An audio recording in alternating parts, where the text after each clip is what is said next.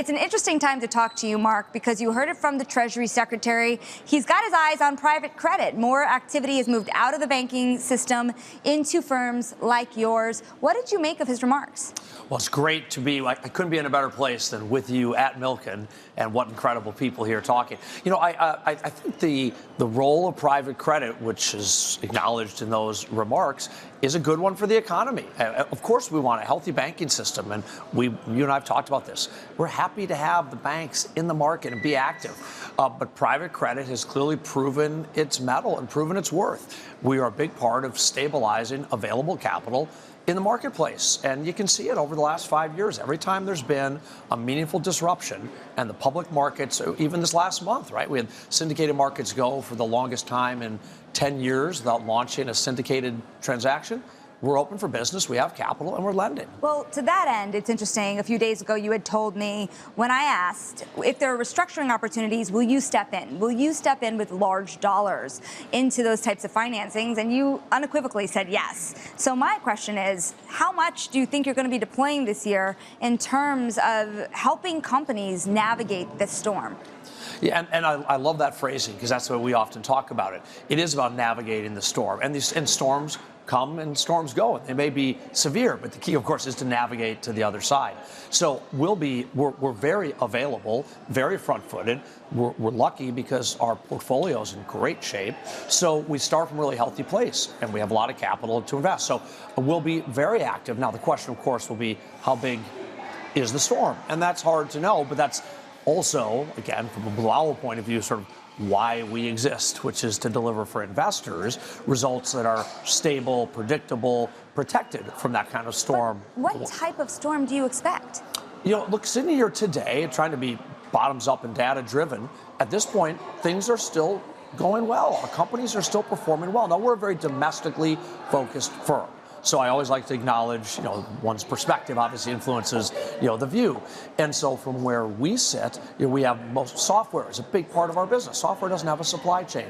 We have insurance services. We have business services. We have healthcare services. And so these are really domestic-oriented businesses that are less impacted by the sort of vicissitudes, magnitudes, timing of every trade deal. Now, of course, the global economy affects our business. But sitting here today, companies are really healthy. I looked last quarter, and on average, the EBITDA growth in our portfolio was higher last quarter than the quarter before. So let's talk more about the potential impact here of tariffs, because over and over you're seeing one CEO after another say, okay, we're getting a clearer picture generally that tariffs will be higher, that they might be lower than those initial Liberation Day shocks that we saw to the system. Where do you think this ends up? How do you plan for it? And do you like it? So I'm hopeful that we will see some trade deals. And I don't think it's overly optimistic to say soon. And of course, we heard that from the Treasury Secretary and other officials from the administration. There's clearly a lot of dialogue going on, and I think some early trade opportunities with Korea or with India would be really significant to advancing us down this next phase of, you know, of the post-Liberation Day resolution. So it's interesting because when you hear the words from the Treasury Secretary, a lot of Wall Street has taken a lot of confidence in him. They have really hung their hat on his plans. Now, it's interesting. The bond market is actually telling a different story this week. You had a 7-day decline in the 10-year, and then you've had a 4-day increase. We're watching day by day now because it is reacting. It's maybe the most important barometer these days of what's happening with the administration as it pertains to Wall Street. 435 on the 10-year is where we are today. If you were a betting man, is that higher or lower in a year from now? So I've built a business on not being a betting man. So I've built a business on saying, you know what, it might go up, it might go down. I promise you I don't know which. It'll be one or the other. But I don't know which. And our business is built to thrive either which way. So I mean this all due candor. I try not to take the view, because I don't trade that view. Is it going to be 435? Is it going to be 444? There's some people, I'm sure, that are very skilled at doing that. I think it's hard to do. But I think you can build around a range of reasoned outcomes. Reasonably, too. You do benefit. Your business does benefit when rates are higher, right? So it's not a problem for you, per se. That's right. But do you think that what we're seeing right now would yield a higher rate environment. I mean, we're not just talking tariffs here, we're talking about tax policy and the fiscal deficit as well. Yeah.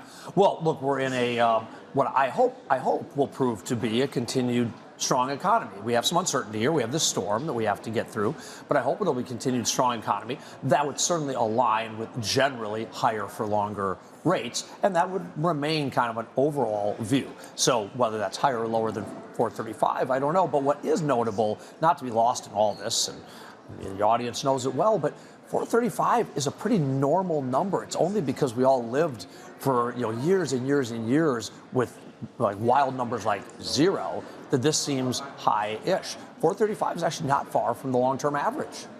You know, it's interesting. We've heard a lot from administration officials over the last couple of days.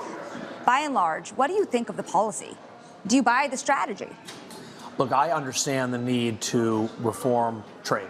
I understand the need. I come from a school of thought that certainly sees the power in trade, but that's about fair trade, and I understand the need to modify and make changes. So again, look, I'm hopeful that this move forward and some new deals in the foreseeable future will start to bring us down the track that I think is the strategy the administration has in mind. You know, later today, I'm moderating a panel here on the future of capital markets, and everybody on that panel has asked me to ask about the long-term view, the 5 years, the 10 years. What decisions are you making today that will determine the way you underwrite for the next several years on the heels of this new order for the world?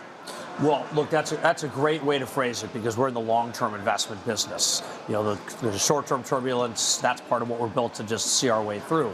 So long-term, looking multiple years out, most important for us, we invest at the company level, right? We're not macro investors, so it's the bottom up. So what we're looking for are places that are going to be stable and predictable. So there are macro trends. Let's take the AI revolution.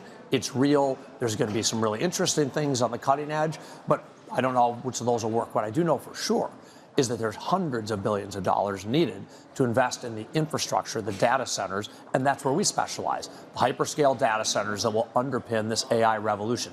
That's something I can say, looking out 3 and 5 years, I feel highly confident that that is going to be a significant demand center for capital, significant demand opportunity for the users. And these users, like the Microsofts of the world, the Amazons, are fantastic partners for us. So that's the way we kind of look at the long term. Find things we can be really confident about and build safe strategies around them.